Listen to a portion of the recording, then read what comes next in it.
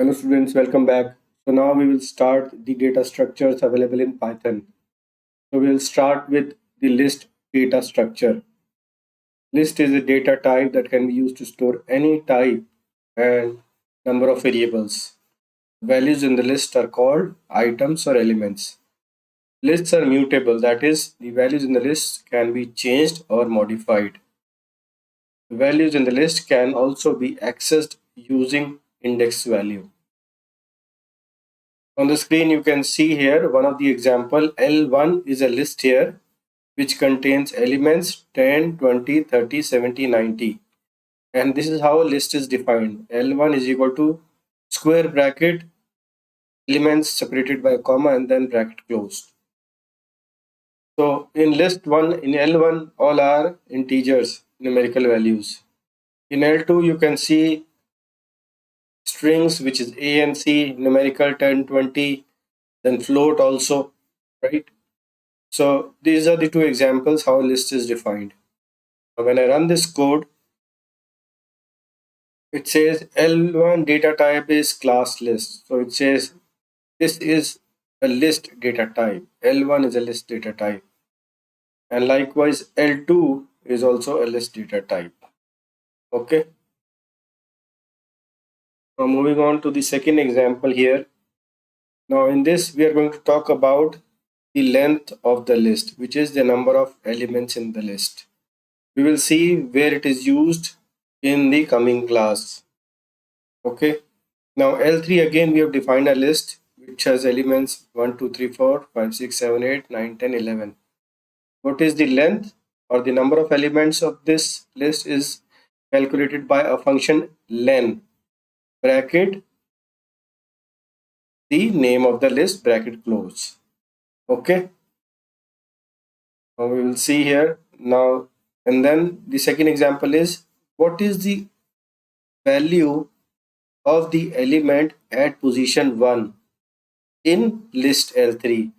So this is an example of indexing where we are finding out the value of the element at position 1 in the list. Okay. Likewise, what is the value of the element at position -1 in list L3? So last two statements are example of indexing. The first one, we are trying to find out what is the length or the total number of elements in the list. When I run this, you can see here the number of elements in the list are 11. Count these are 11. The element at position 1 is 2. The element at position 1 is 2. That means list starts from 0. So L3 of 0 is 1. L3 of 1 is 2. It starts from 0. The indexing starts from 0. Likewise, in the reverse direction, when we are trying to find out what is the value of the element at position -1, it is 11. In the reverse direction, it starts from -1 and -2. So 10 is at -2, 9 is at -3. This is how we go in the reverse direction. And in the forward direction, 1 is at 0, 2 is at position 1, 3 is at position 2. Okay, we will see this in the following code here. Let's move on. Okay, so now again we have defined a list, the same list but different name, L4, and this is the position number. So it is in comments, you can see here. So at L410 you will find 11. How? So what we are going to do here is we are going to iterate and print all the values of the elements at each of the positions.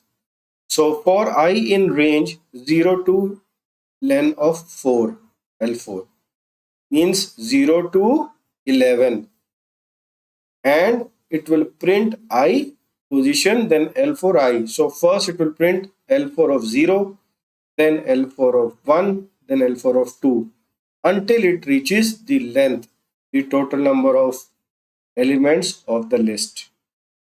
When I run this, here it goes.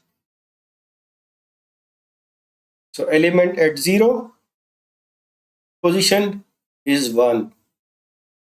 Element at 1 position is 2. Likewise, at 10th position is 11. Okay. This is just to show you that how the list is being indexed. Now in the second example, we are going in the reverse direction. To find out, let's say if I put an index of L4 bracket -1 or -2, then what will be returned? In this example, it is the same list for range minus len L4 comma 0. That means the first is, what is the len L4 is 11. So what is at -11? You will see here. What is at -11? 1. -10, 2. What is at -1? 11. Okay, this one. So this is how we do the indexing in the reverse direction. Now we'll see what is list slicing. So list slicing is basically the method or workaround to find out a particular element in a list, or how do you want to slice the list into different parts. So the format here is list, which is the name of the list, bracket, square bracket start, colon, stop, colon, step. Few examples that are listed here you can see. Now the first example, it says print all with L5 command. So this will print all the elements. Okay, print all with L5 command, L5. So again, this is just to show you that this is also possible with this syntax, and this is also okay. Okay, I'll run this and then we'll go one by one. The first two you have seen already. Now coming to the third statement, it says L5 3 colon then blank and bracket close. What does this mean? It means that print from third elements onwards. What is the third element? 0, 1, 2, 3, 4. So it will print 4 until 11, the end of the list, because there is no condition here. Nothing condition is mentioned at stop or step. Okay. Now the second example, L5 3 colon 5. Print from third element till 5, excluding the fifth element. What is the element at third? What is the value of the third element? 4, we have seen. And what is at 4? 5. And fifth, it will not print, excluding the fifth element. So 4 and 5. Now in the third example, L5 double colon 2. Print all elements but with step size of 2, because there is no start, no stop. That means from start till the end, whatever is there in the list, but the elements that are printed are with the step size of 2. So 1, then 3, then 5, 7, 9 and 11. And the next example, you can see L5 double colon -1. So it will print again all, but with the step size of -1 in the reverse direction.